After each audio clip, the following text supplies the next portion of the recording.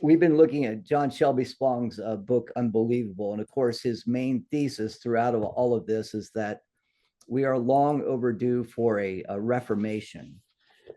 In other words, to reconstruct and to rethink how we understand God and other aspects of the Christian faith, because our world has kind of moved away from the historical context into which many of our creedal statements were made.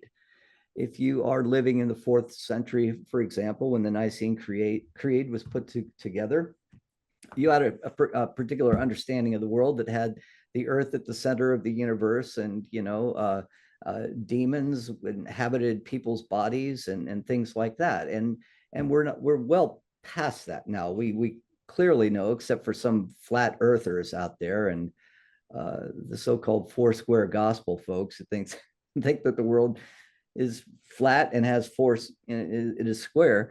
I mean, we're well past that, but still we're using the language of the past. So what Spong is doing is creating 12 theses. He's not as ambitious as Luther was with 95 theses, but he's created 12 theses that he would like us as readers to consider and would like the church to consider.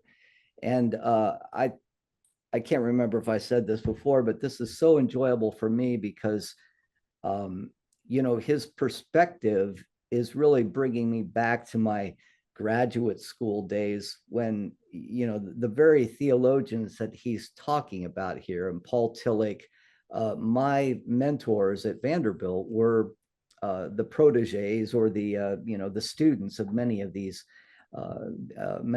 theologians.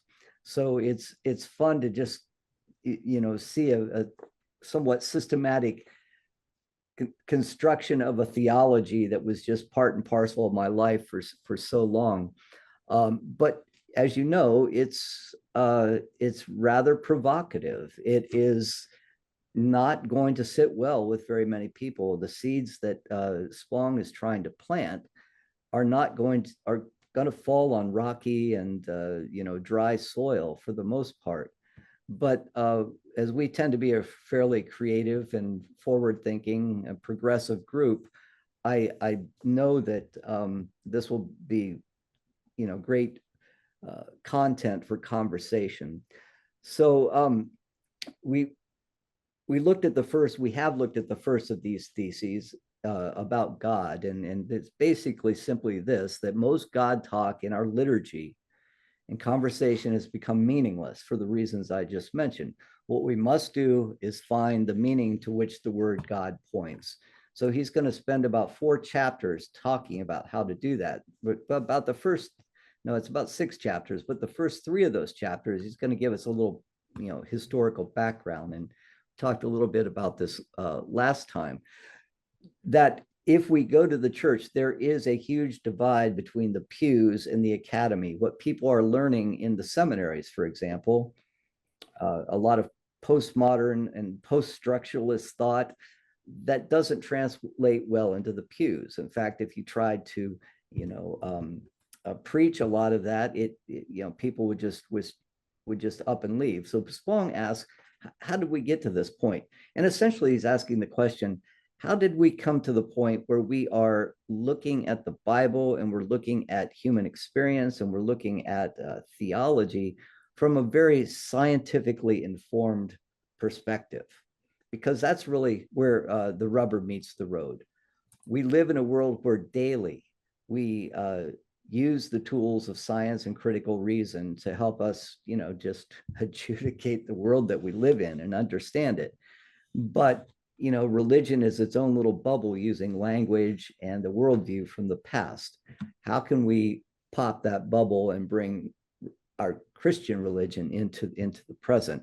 Well, it all began, according to Spong, with the Copernican revolution, this move from the so-called Ptolemaic or geocentric view of the universe into a heliocentric view that Galileo and those prior to him, Copernicus and Kepler, proposed, that the sun is at the center of the universe. And now, of course, we know in the 20th century that the universe is just constantly expanding and it has no center. Our galaxy is one of untold number of galaxies out there with all kinds of black holes, and you can imagine what that does. Think about that psychologically, and also think of it in terms of um, what happens to an individual as he or she grows up, right? uh,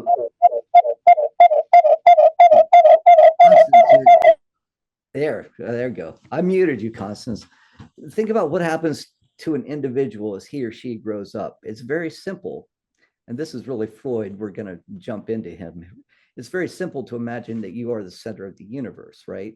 You first 2 or 3 years of your life, parents take care of you. You cry, they come and, you know, attend to your every need, and you cannot help but believe that, hey, I am it. I am it all. I am the be all and end all of the universe. But as we get older, excuse me, we come to realize that there are other people that are in our orbit, and they're not necessarily orbiting around us, right? That we have become, you know, one of a larger family unit in which other people have needs as well. And I'm one of many. And then as we get older and grow into adulthood, we realize that there are millions of people like us out there. And far be it from us to even suggest that we are the center of it all. You know, we're just one of so many millions and billions, to the point where that makes us feel meaningless, right? That's what it's like on the individual level. Now think of that kind of as a metaphor for what happened in the scientific revolution. You know, we spent 1,500 years, or even more than that, but at least in the Christian tradition, 1,500 years thinking that we were at the center of it all, that, you know, God shed his grace on our whole planet and we were the reason that the world was created. Galileo comes along and says, you know, you're not the center of it all. So thus we enter into a kind of early childhood, right, where we're realizing that we're not in the middle of everything. And then go through adolescence. And then when we come into the 20th century, we are into a very stark adulthood in which we, in other words, the Earth in its galaxy, is just one of untold billions. That is what has happened to us over the last 500 years. And this is what Spong wants to get across. So in the middle of that sense of experience in which we consider ourselves meaningless, how can we still hold on to an idea of God, in which God is love and cares for us, when our experience doesn't seem to be saying exactly that? This is what Spong wants to try to address. And so last time when we left off, we were talking about some other developments now into the 17th century.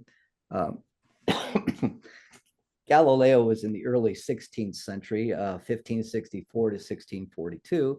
But Isaac Newton took some of Galileo's insights and began to think of the world in terms of a new metaphor, in terms of the universe itself functions like a machine. And a machine has very, very discernible and predictable characteristics that, that apply, to which certain laws of the universe apply. And so he posits this idea of a mechanical universe, that the universe works according to the laws of physics.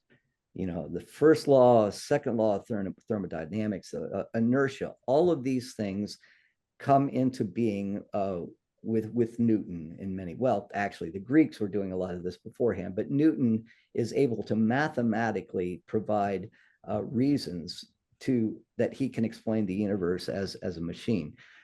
This has a profound effect because up until this time, anything that happened in the world was considered to be part of the will and the action of God, right? If a tornado hit, it's because God wanted that tornado to hit. But now God becomes eclipsed. God is kind of pushed to the side and gets further and further removed from the universe. And out of this grows, and this is where we left off last time, out of this grows a philosophy in the 17th and early 18th centuries that came to influence the founding fathers of our country. Uh, it was called deism. And they didn't deny that God existed, but they saw God as a great big, this universal being that is like a watchmaker. He creates a watch, sets all the springs and cogs and things turning, winds the watch, and then sets it to work on its own. There's a mechanical view of the universe. Every now and then, God might jump in to rewind the watch, but for the most part, the universe just functions on its own according to laws. Those laws are physical laws, but you can also talk about how these laws apply, for example, to human beings. Human beings have certain rights in terms of government, and those rights are best observed and best acknowledged in democracy. And this is why George Washington, Thomas Jefferson, Benjamin Franklin, and so many others, when they talked about God, they weren't talking about the evangelical God that so many people would have us believe today, right?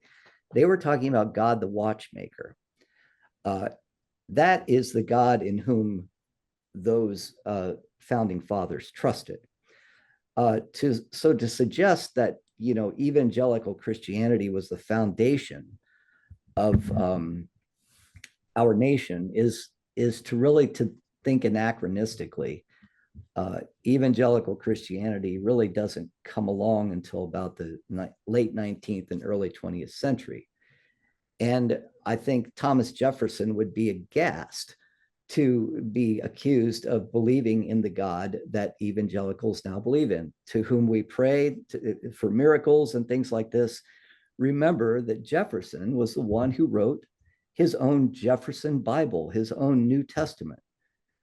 Basically, what he did is he opened up the New Testament and he edited it in such a way that he took out all of the things that pertain to that theistic God who was the God of miracles, Jesus walking on the water, Jesus healing people, all these things, and then retained all of the things that were that could be attributed to a reasonable way to treat human beings, loving thy neighbor and things like that. So Jefferson's Bible was a very humanist, deistic Bible. He did not want to read the New Testament with all of its, early first century beliefs about the world and how it worked. So much for the founding fathers, the deistic mechanists, we might say, who applied reason and tried to apply reason to every aspect of the world. We hold these truths to be self-evident. Human beings are endowed with certain abilities, one of those being reason, and we can understand what's good and right and true by using that reason. That was a major force in the 17th and early 18th century, and it still affects us today, though many people are forgetting that was a part of who our founding fathers were. So let me stop. Any comments about that? About deism in general? Can I define it a little more clearly?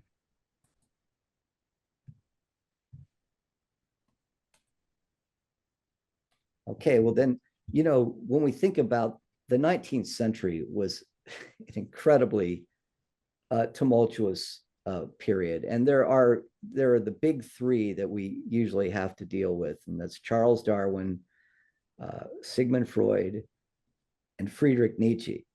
But you might also add to that Karl Marx and some of the people that influenced, economic thinking. But human beings were being shaken at the foundation in terms of their understanding of who they were, right? Created in the image of God, valuable to God, living in a world in which God is overseeing, the movement of the world through providence, all of those things.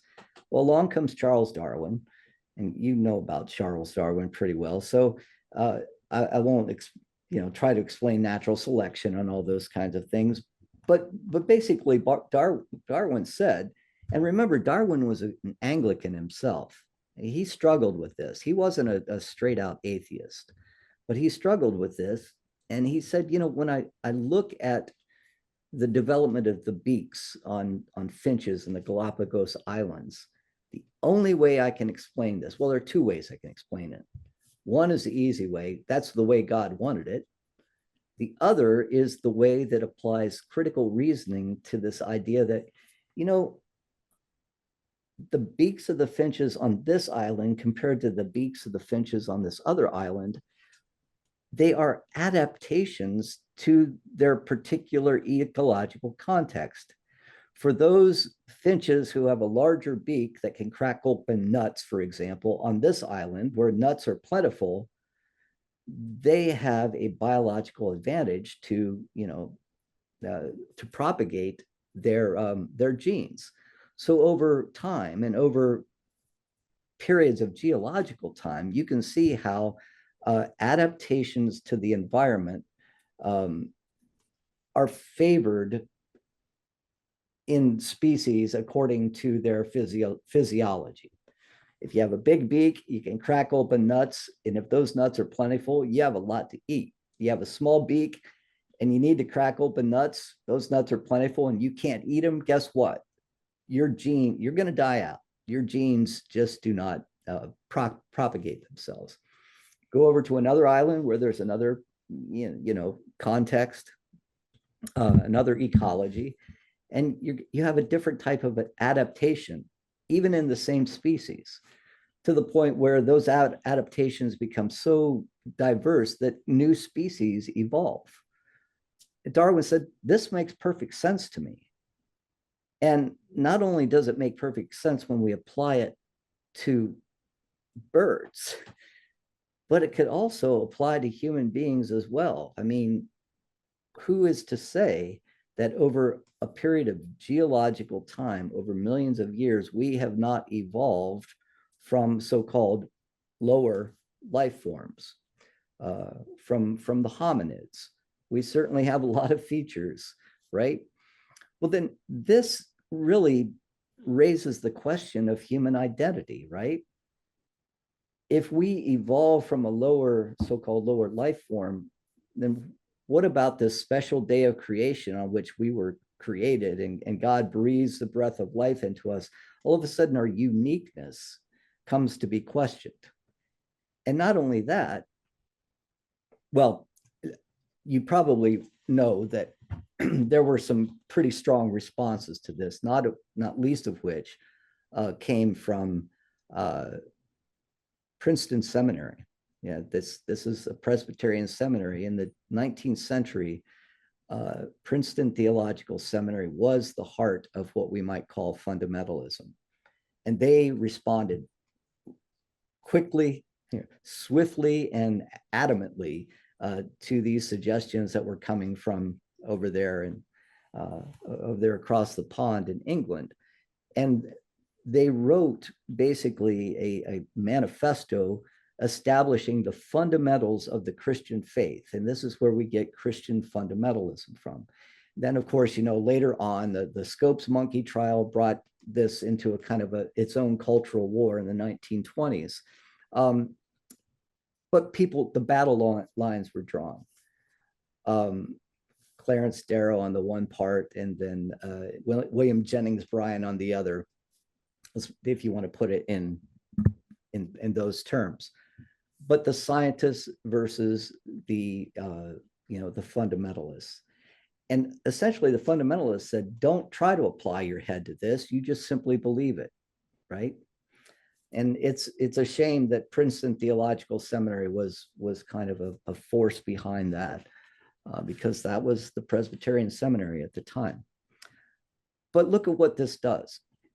It suggests that this theology that we've had in the past, where God created a perfect world, and that perfect world was the place into which Adam and Eve were created. and Adam and Eve fell from this perfect world. And of course, they were now in need of being reconciled to God and redeemed of their sin. This whole idea of original sin. Darwin's saying that there was no time in which the world was created perfectly. There was no static, perfect world. This world is a constant dance of evolution, of, of, of changes that are dependent upon innumerable factors out there, right? The context is created, people or specimens or species adapt to those contexts, and it has not reached a culmination. It is going to continue on into the future. Well, that shakes the foundations of the faith as well. Not in a way that's not is probably the most tumultuous, and it's the idea that there was no fall from perfection. There wasn't a fall. There was never a time when human beings were perfect, according to the Darwinian way of seeing things. And you can see how the rift starts to develop between the fundamentalists on the one hand and the so-called scientists on the other. But this is why I like this woodcut so much, is because it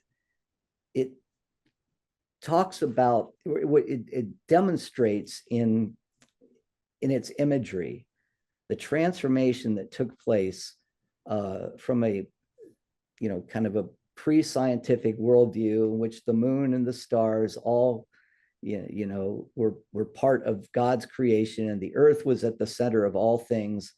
And then you've got this scientist here. Many people say this is Newton, and certainly this engraving came about the time that Newton was popular and well known.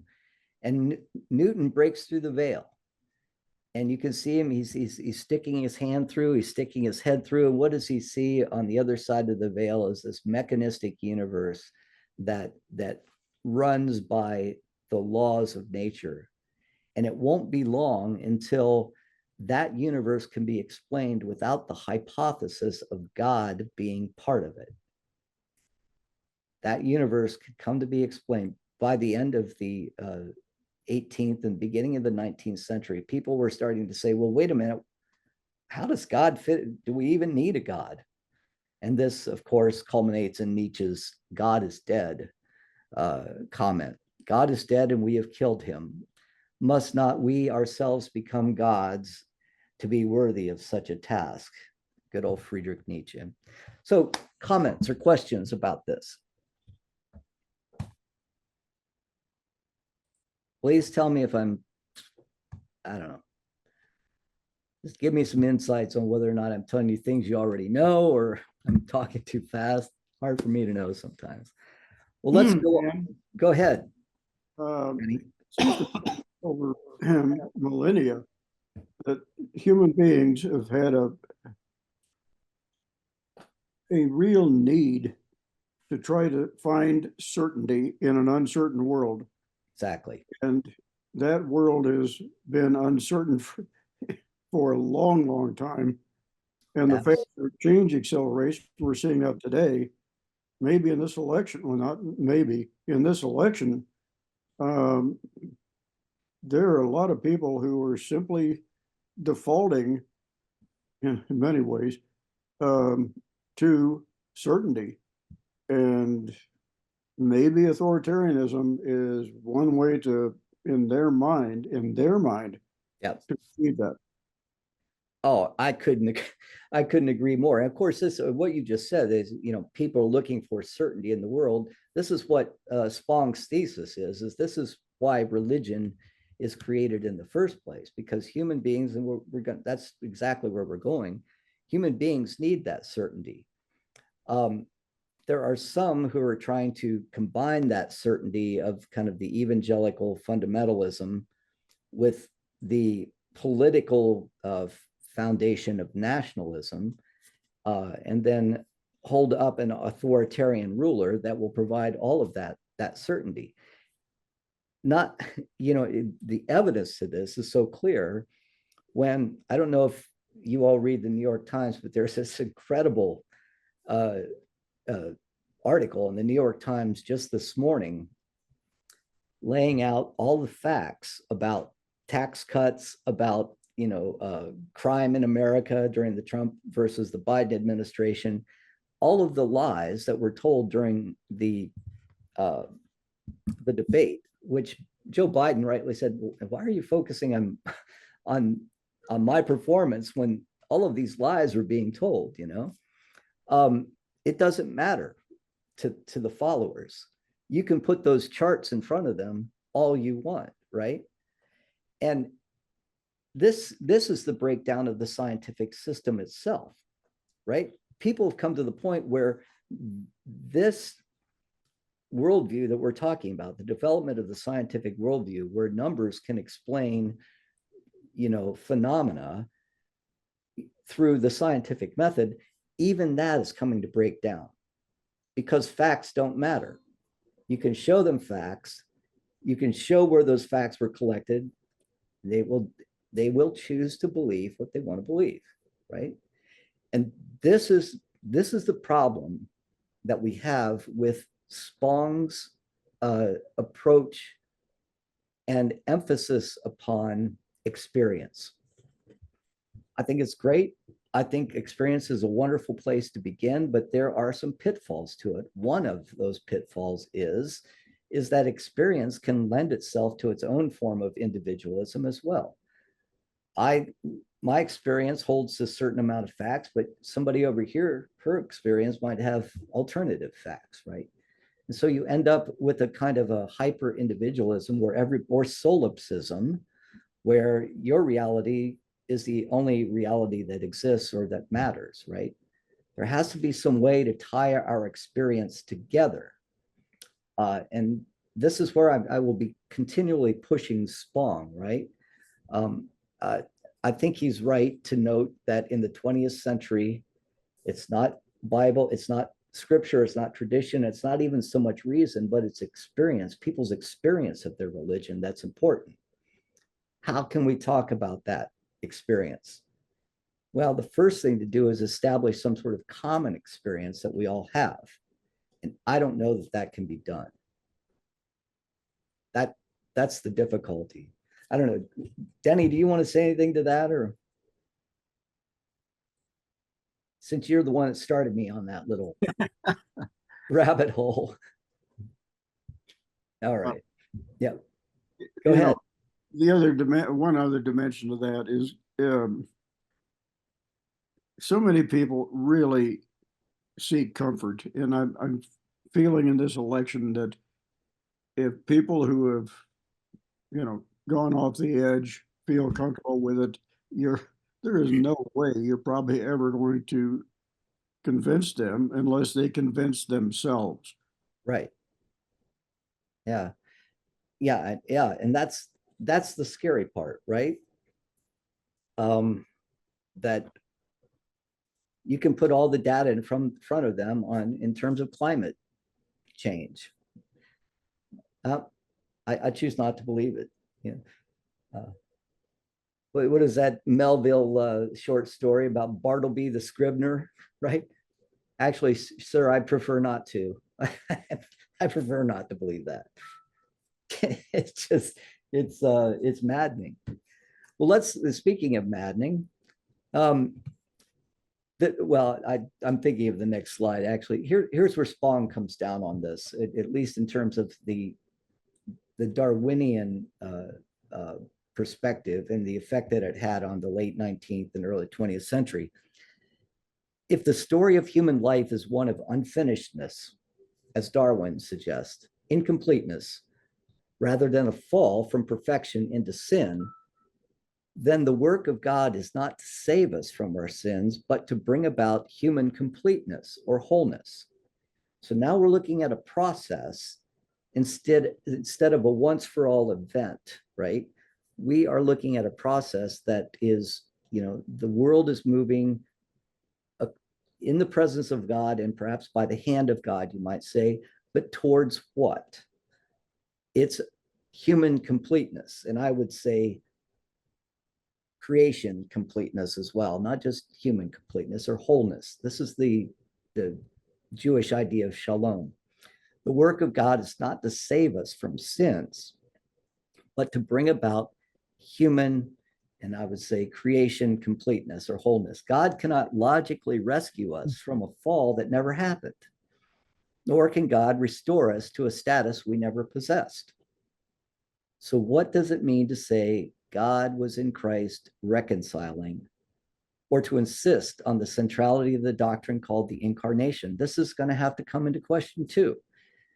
As a theologian, Paul Tillich noted, here's my man, Paul Tillich, it was at the recognition of these realities that there was a shaking of the foundations of religious thought. If there never was a perfection, then there wasn't anything perfect that we fell from, right? So now how do we begin to think about who we are? Well, there would be people trying to address that question right from the start. One of the other people that is just monumental in terms of the challenges that he posed for the Christian religion as well as for religion in general was Sigmund Freud. Sigmund Freud was brought up Jewish in a very devout Jewish family, and he came to a point in his life where he began to question all of that, and Freud's contribution was that given human reality, given the anxieties that all of us have just as a result of our birth into this world, what he called the shock of existence, we try to do the very thing that Denny was talking about. We try to create for ourselves some sort of assurance, some sort of certainty, and that takes the form of a God. When we were children, we used to run to mama or papa. That would be the place where, that was like base. Remember when you played tag as a kid? You got on base, everything was safe. Game was over. And really, this is how children do venture out into the world. They start to crawl, but only so far from mother, right? And they start to walk, but only so far from mother. But what happens when you begin to realize that mother isn't the be all and end all of your safety? Well, you either realize that, as Freud wanted you to do, and live with the courage that says there is no safe place, or what most human beings do because they are weak and frail, says Freud, is they create a new mama or they create a new papa. All of the frailties of human existence now come to be answered or addressed in the form of a being in the sky who possesses all of the characteristics that we lacked. We are not powerful. God's all powerful. We're constantly having to change. God never changes, right? So all of those characteristics are projections onto a father in the sky that compensate for our fears, according to Freud. Now Freud often gets credit for this idea, but I do want to point out that this idea preceded Freud in German theology, and it gave rise, and it came to be influential on Karl Marx. But there was a theologian by the name of Ludwig of Feuerbach, a wonderful name because his name literally means the fiery brook. So there came to be this statement that if you were going to do theology in the 19th century, you had to wade through the fiery brook. Feuerbach was the first one to pose this idea that human beings create for themselves God. They project onto a figure in the sky all of the things that they lack, all of the things that are the cause of their anxiety as a result of their lack. I'm not powerful, God's powerful, right? All of those things. Um, and it was Karl Marx who read Ludwig Feuerbach and came to assert, along with Feuerbach, that there is no God, right? And it just simply becomes a means, religion becomes a means by which the powers that be, or those who own the means of production, keep the proletariat, under their thumb. Uh, it becomes the opiate of the masses, as he called it, the way to keep the masses from revolting against their economic situation. So Feuerbach is really the source of this. Freud becomes the person who is the most popular mouthpiece in all of this. Because of the shock of our human existence, we create a God. This is the so-called existential dilemma. And this is the foundation of existential philosophy. Consider the paradox of human existence. We can imagine ourselves as living forever. One of the reasons that young men can run into battle in the face of death is that they have this sense that death might happen to other people, but not to me, right? People have this experience of being their own gods in the world. And this comes from our upbringing as a child. Everyone took care of us. We were the center of everything for 2 or 3 years of our life. But at the same time, we know we're going to die. That's known as the existential paradox. We can imagine ourselves as living forever, but we know very clearly that we are going to fade into the ground and become food for worms.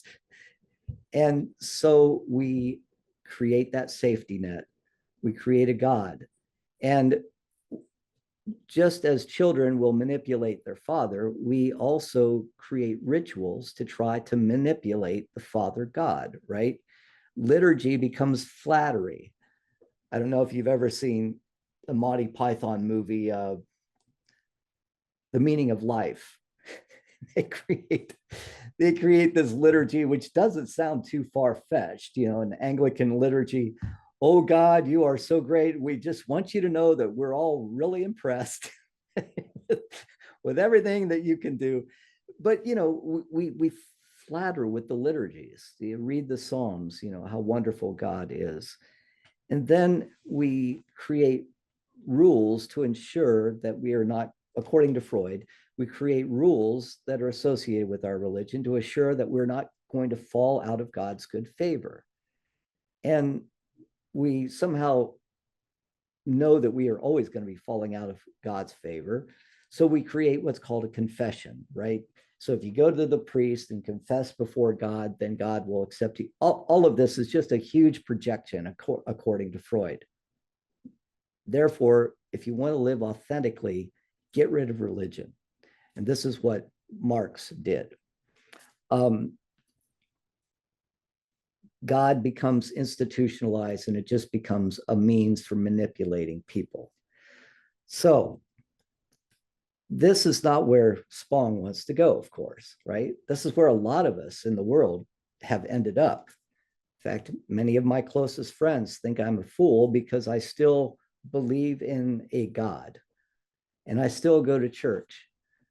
But the one thing that keeps me from completely jettisoning the entire faith altogether is what? Is the very thing that Spong's talking about. There was still this experience. I still have this experience of awe, this experience of self-transcendence, where I no longer am the center of all things, but I'm connected with other beings in a way that helps me move beyond myself.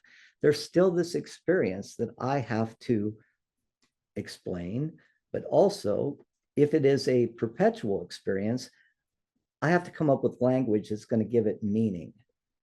And this is where Spong says, this is where we are, this is where we are in the 21st century. If we don't give our experience the language that conveys a sense of the meaning of the experience, then religion is certainly going to die out. Or religion is going to persist as this institutionalization of wish fulfillment, that God, the theistic God, the Papa in the sky will take care of us. So this stuff doesn't preach well, not in many churches. So what kind of questions or comments do you have about this? Excuse me.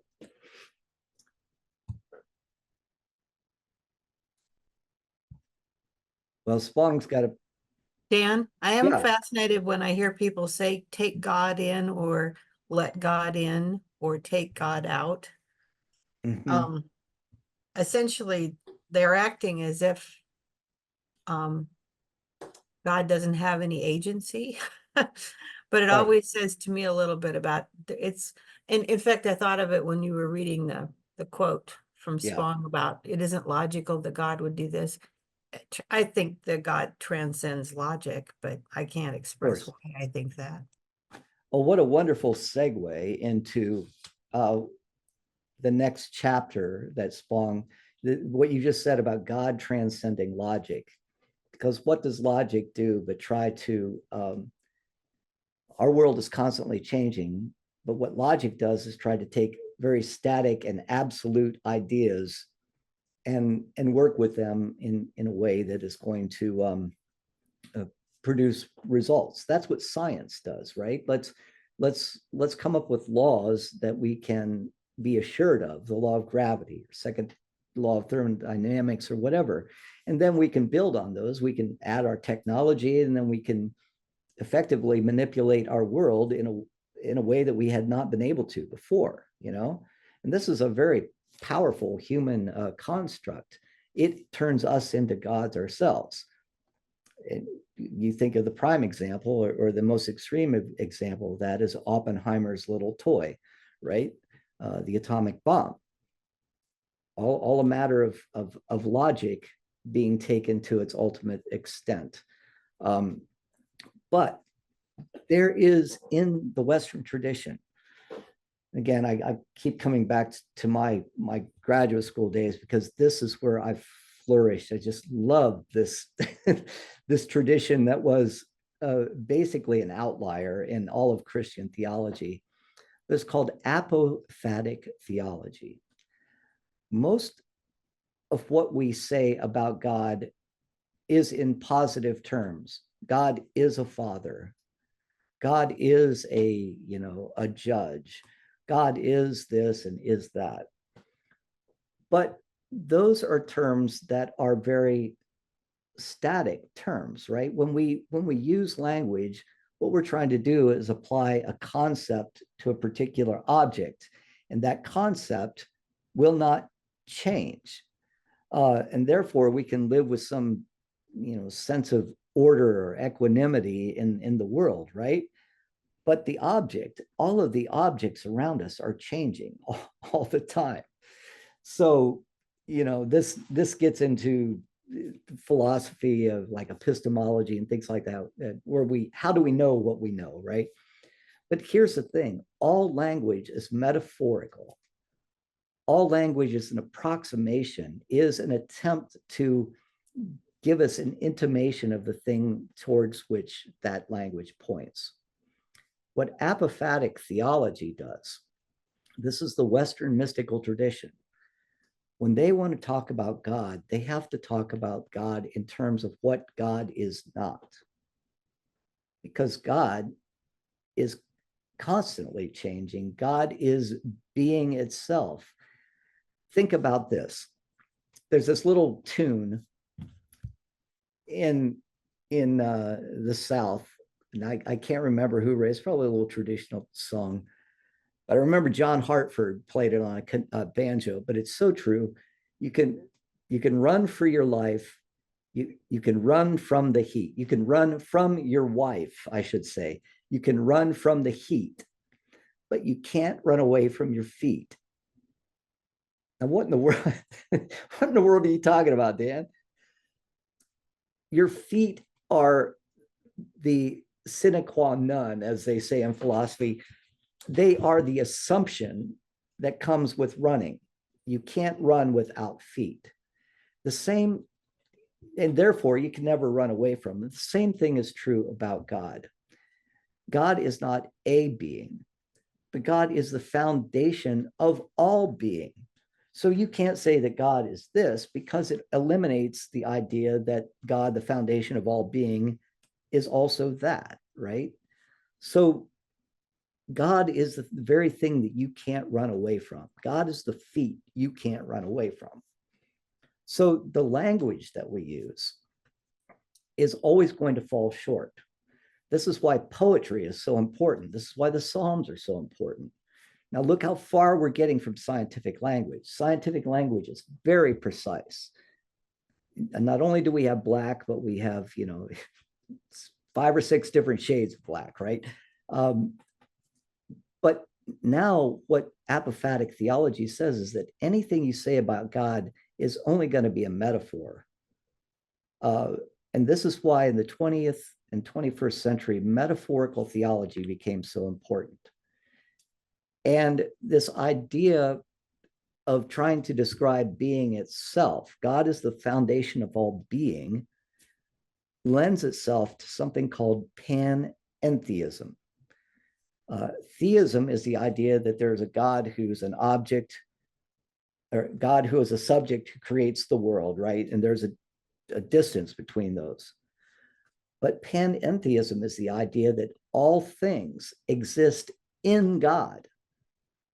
So in other words, God is the foundation in which you exist, in which I exist, in which my cat exists, in which all of living life exists. And God transcends all that. And even the word transcends even suggests a kind of a theism, right? So sometimes they use the word inscend. It's a made up word. It's a neologism. But God is in all of that, but cannot be reduced to any of it, right? This is panentheism. Consider, for example, and this is what Spong has to say, consider the wisdom of the holy name of God. When Moses encounters God in the burning bush, he says, well, to what God am I speaking? You want me to take your name to my people, or to your people? Who do I say you are? And God says, I will be what, or basically God says, I am. That's how it's translated in the Old Testament. But the translation truly is, I will be whatever I will be. I'm the foundation of all being. Even the consonants Yahweh, Yahweh, Yod He Vav He, or YHWH over here. You can't say it without kind of having a breathing response. Yahweh, you're breathing out, as if to say, I am the breath that enlivens all things. Very similar to the Hindu idea of Brahman, if you have that knowledge about Hinduism. But imagine that we are all swimming in the being of God, so to speak. And each of us is a unique point of experience that is connected with other points of experience through this common medium called being, or God. God is the ground of being. That's pretty heavy stuff, really. It's a completely different way of looking at the world, but it is one of the oldest ways of looking at the world that we know. The earliest Hindus in the Upanishads talk about this idea, God as Brahman, or the ground of all things, of which we are a part, but not a part that can be separated, because being is God. Now, I know that has to be confusing, because it's quite different from us thinking about God as a being. God is being itself. Let me put it another way. God is not a noun. A noun is our way to place a word, a static word on an event or a phenomenon, a person, place, or thing, right? That we presume by placing the word on it is never going to change. But God is continually changing. God is the source of being. God is movement in the world. So it's better to think about God as a verb. God is a verb. In the Hebrew tradition, God is a verb. This is not a standard dominant tradition in Christianity, but it is the one that Spong is hanging his hat on, saying, this is where we need to go if we're going to actually reconstruct Christianity in a new way that is relevant to our current world. So I wish I had a good sense of whether or not I'm losing you or if you're with me altogether. Do you have any thoughts about this or comments? Dan, I guess I have a comment. Okay. What we've been talking about later, I think, looks at God definitely through an Old Testament perspective. Yeah. And his book is trying to reform Christianity. And he really hasn't got there yet, because no. he's talking about, basic idea of getting away from the, we studied this in the book by David Galston a few years ago in this group, the idea of God as being the old man in the sky and all of that. Yeah, Santa Claus. But he's gonna, I think he's trying to establish how you conceive of God as the ground of all being. But just the fact that we can kind of conceive of what the essence of God is, or how he comes into being, there has to be, meaningfully to humans, some sort of content. I mean, what does God mean? What does God stand for? What is God like?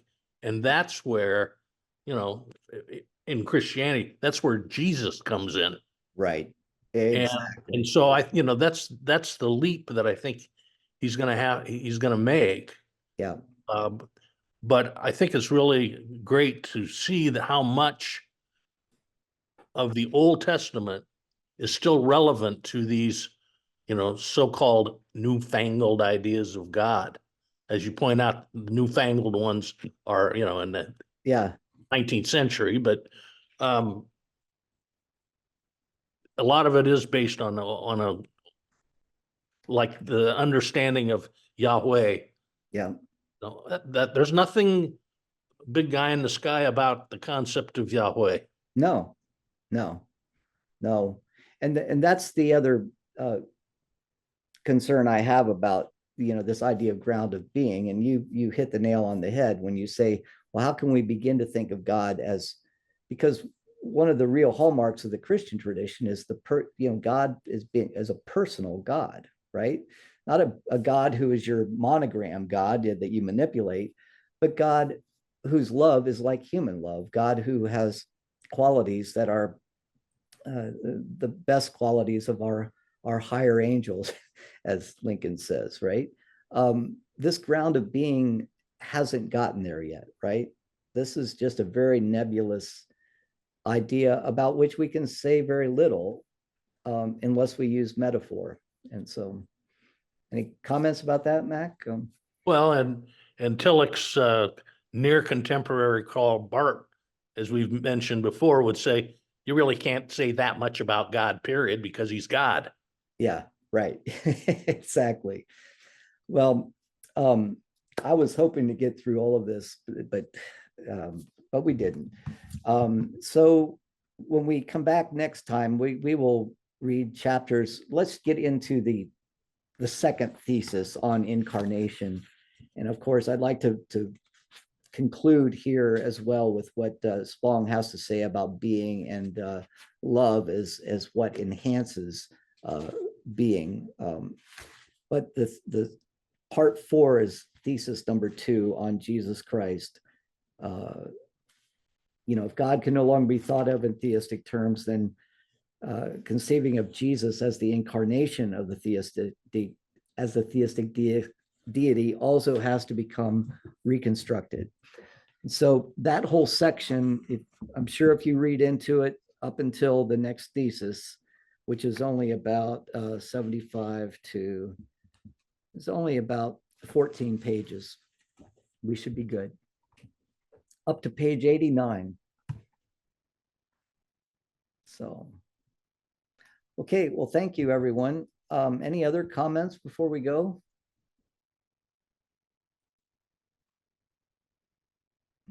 All right, let's stop the share here. And I will see you next week. Thank you.